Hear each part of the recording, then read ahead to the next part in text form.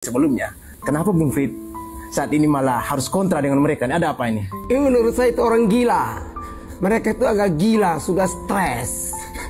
Stres makanya memburu ijazah Joko Widodo. Ada tagline di baju, pemburu ijazah Joko Widodo.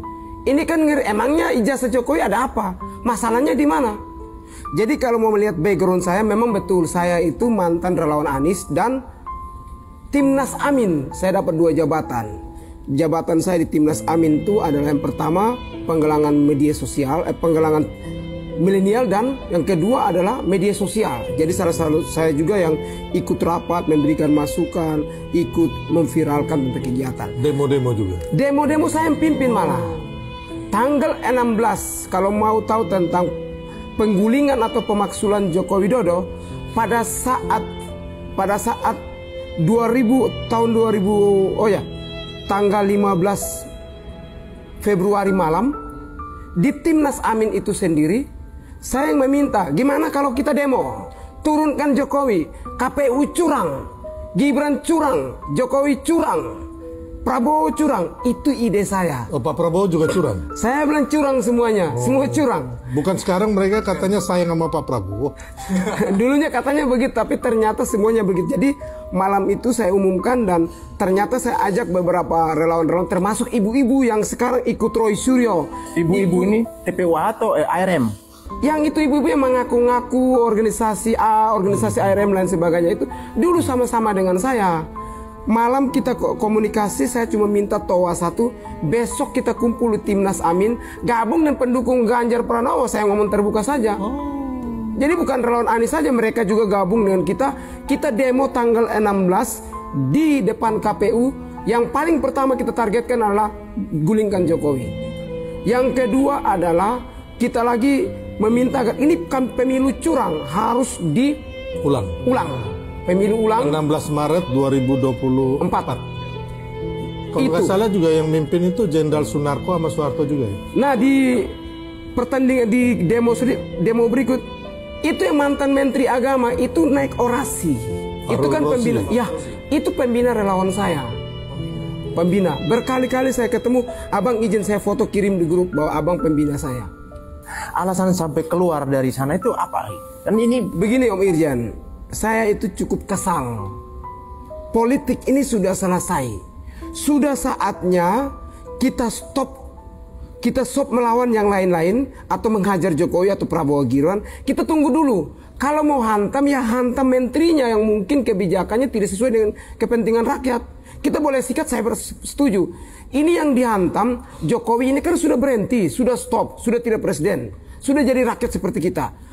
Berkali-kali dipanggil beberapa hotel itu, ujung-ujung gantungkan Jokowi, gantung di Monas, harus digantungkan. Terus copot Gibran itu segala macam bahasa. Saya mau bilang Roy Suryo salah satunya, Fadila itu kawan-kawan saya. Jadi ketika di beberapa hotel saya pernah ribut di situ, ribut gara-gara saya muncul di situ, mereka bilang ini sudah dukung Prabowo. Emang kenapa? Kamu mau berantem?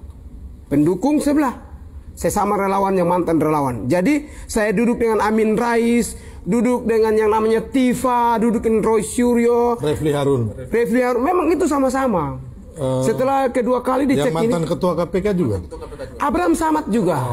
Kedua kali lagi kita dicek ini sama lagi ada Abraham Samad di situ, ada Roy Suryo di situ. Berarti ada melihat bahwa mereka inilah yang mengorkestrasi gerakan itu. Mereka dan ya saya juga kemarin gabung. Jadi kita ini yang gerakan agar Jokowi itu memang harus ditumbangkan. Gibran harus ditumbangkan, itu titik. Terus kalau Gibran tumbang mau diganti sama siapa? Pendukung ini oknum-oknum yang ada di relawan Anies itu militan sekali. Jadi ketika dipanasin sedikit ya sudah terbakar untuk mengajar. Saya mau klarifikasi dulu kepada pemirsa bahwa saya sudah mengundang melalui WhatsApp kepada Pak Kosinudin ya, pengacara dari TPWA juga ya, untuk hadir di podcast. Namun tidak ada respon. Jadi silakan netizen sendiri yang menilai. Host, Kosinudin itu mantan ex-HTI. Ingat itu baik-baik. Ex-HTI itu organisasi terlarang yang dibubarkan oleh Jokowi. Jangan-jangan mereka sakit hati karena dibubarkan, makanya mereka dendam kesumat, dendam yang tidak bisa termove on, menghajar Jokowi sampai detik ini. Kemarin waktu PIK 2, kami membela PIK 2. Mereka juga dengan Said Didu yang berusaha, target mereka Aguan dan Jokowi. Kenapa apa Jokowi? Katanya Jokowi ada di belakang Aguan. Sehingga Kojanudin memimpin pasukannya, pasukan relawan-relawan itu yang dulu tanggal 16 saya pimpin demo, saya korlap lapangan, mereka juga yang bawahan dari saya. Sekarang dipakai oleh Roy Suryo, dipakai oleh Kojanudin X dan XHTI, ini organisasi terlarang yang dibubarkan oleh Jokowi. Tidak perlu kita tutup-tutup dan tidak perlu malu mengatakan mereka. Mereka beberapa yang ada di situ berharap ketika Pak Anies jadi, mereka berharap tuh ini organisasi dibangkitkan kembali. Ya, ada videonya itu. Oke, kawan-kawan, selamat datang dan selamat kembali lagi di channel Mata Netizen kita. Dan tadi kita sudah menonton video yang sangat membuat kita mengejutkan sekali.